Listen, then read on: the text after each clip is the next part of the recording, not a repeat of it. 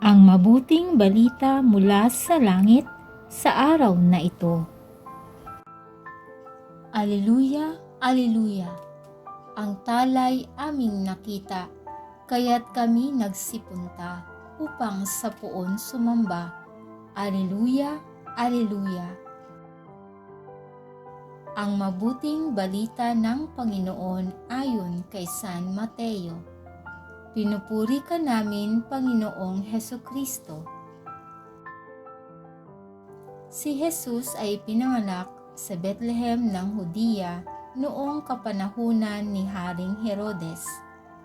Dumating naman sa Jerusalem ang ilang pantas mula sa silangan at nagtanong-tanong doon, nasaan ang ipinanganak na hari ng mga Hudyo?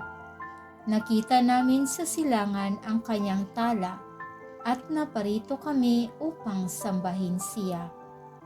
Nang mabalitaan ito ni Haring Herodes, siya'y naligalig, gayon din ang buong Jerusalem. Kaya tinipon niya ang lahat ng punong saserdote at mga eskriba sa Israel at itinanong sa kanila kung saan ipinanganak ang Mesiyas. Sa Bethlehem po ng Judea, tugon nila. Ganito ang sinulat ng propeta, at ikaw, Bethlehem, sa lupain ng Huda, ay hindi nga huli sa mga pangunahing bayan ng Huda, sapagkat sa iyo lilitaw ang isang pinuno na mamamahala sa aking bayang Israel. Nang mabatid ito, lihim na ipinatawag ni Herodes ang mga pantas at itinanong kung kailan lumitaw ang mga tala. Pinalakad niya sila patungong Bethlehem matapos pabilinan ng ganito. Humayo kayo at inyong hanaping mabuti ang sanggol. Kapag inyong natagpuan, ibalita agad ninyo sa akin upang ako ay makasamba sa kanya. At lumakad na nga ang mga pantas.